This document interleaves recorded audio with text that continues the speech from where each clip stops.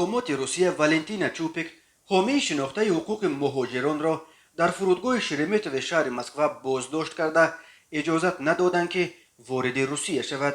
والنتینا چوپک ساعت قریب 2 شب وقت بازداشت شد که از شهر اریوان پایتخت ارمنستان می آمد.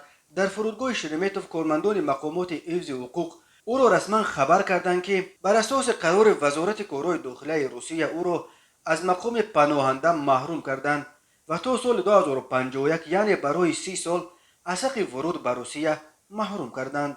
بعد این مقامات گذرنامه چوپک را که به او همچون پناهنده داده شده بود مصادره و خودش را بازداشت کردند.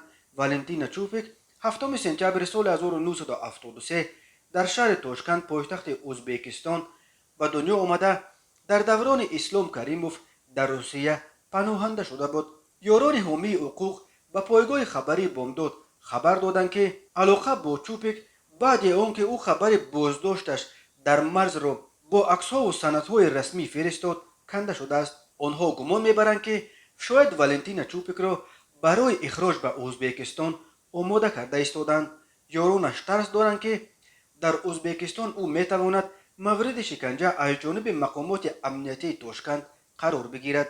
آنها طلب دارند که به والنتینا چوپک امکان رفتن به یگان کشور بی‌طرف داده شود.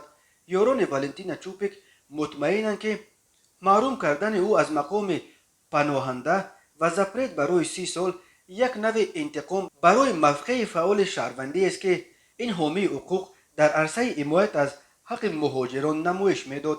والنتینا چوپک با یک جسارت در عرصه حمایت از حقوق مهاجران معروف بود.